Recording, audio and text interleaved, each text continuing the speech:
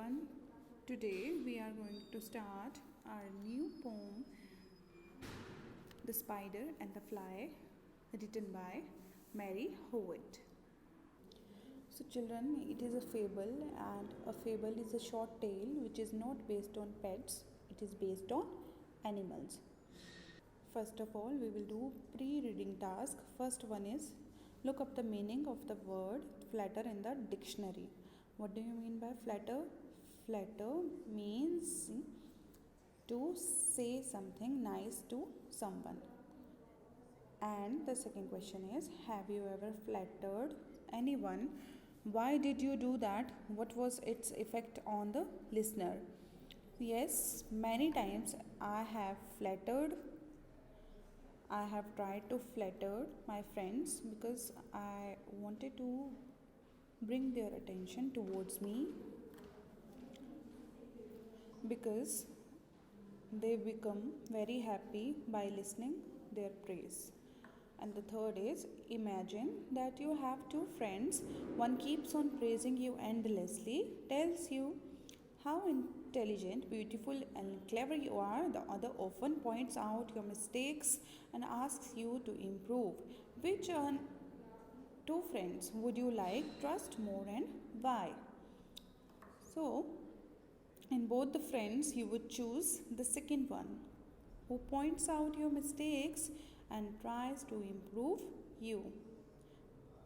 That person is your true friend, not a flatterer. Now read the poem and find out how a spider flatters a fly into a trap. The spider invites a fly into his parlor. He said, "You are the prettiest." He said, "This is the prettiest parlor that you have ever seen." Spy means scenes. He also tells her that the way of his parlor is through a winding stair, and he has many pretty things to show her. But Fly refuses and tells him that it is of no use because she has heard that whosoever goes up the stairs never come down again. But the spider lures the fly and tells her that she must be feeling tired. By flying high, he invites the fly to his parlor. He says that he has a little bed in his room, and there are pretty curtains around the room. The sheets are fine and thin, and she can take a rest for a while. "I'll snugly tuck you in," means I'll comfortably tuck you in the bed. And the fly said, Fly refuses to go in the parlor because she has heard that whosoever goes in his parlor never wake again. The cunning spider now addresses the fly as his friend. "Dear friend, what shall I do to prove the warm affection?"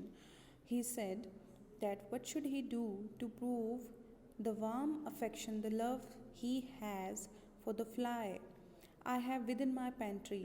He tells the fly that he has good store of all that's nice store in his pantry.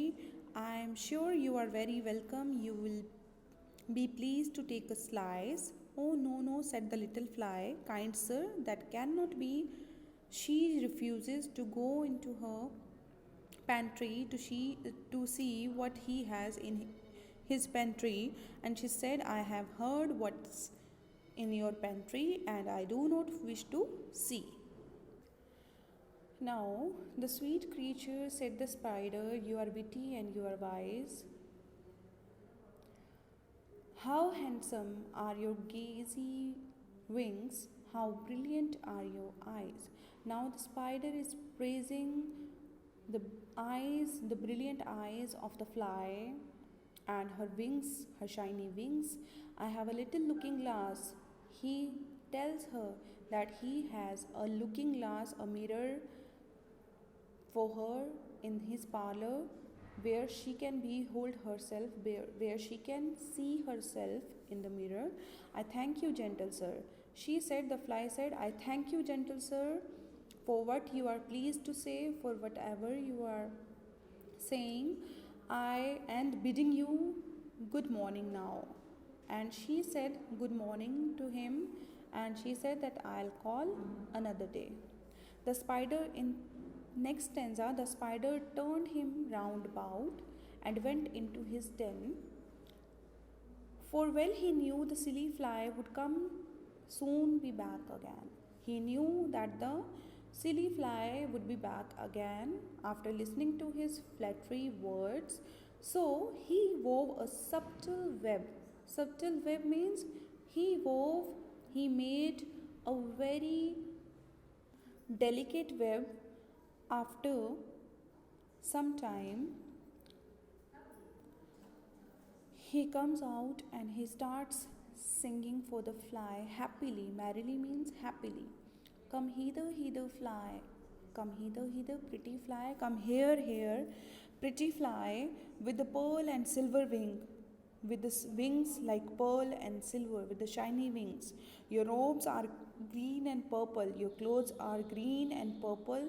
There's a crest upon your head. There's a crown. Crest means crown of hair upon your head. Your eyes are like the diamond bright. He is praising for the fly that you have bright eyes like diamond, but mine are dull as lead. Alas, alas, how very soon this silly little fly, hearing his willy flattering words, came slowly flitting by. The fly came here slowly. With buzzing wings, she hung aloft, then nearer and nearer drew.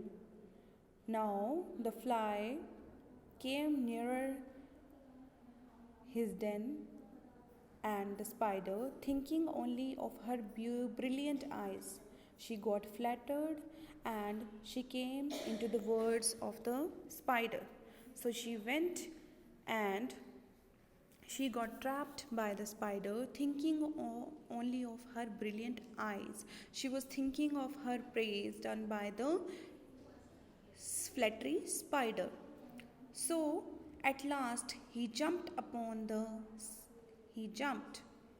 fly. The spider jumped upon the fly and fiercely and angrily held her fast. He dragged her up his winding stairs into his dismal den.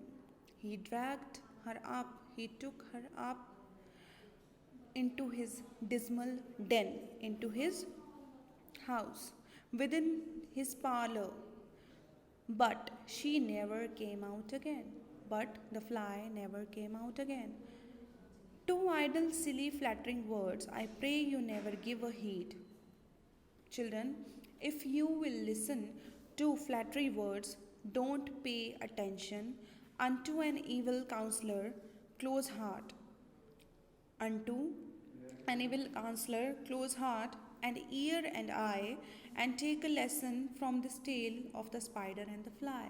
I hope you must have learnt something from this poem, that you should not pay attention, you should not come in the words of flattery friends, and you should always choose good friends who always show you the path of goodness, and they always tell you where your mistake is and where you are wrong. So thank you and have a wonderful day.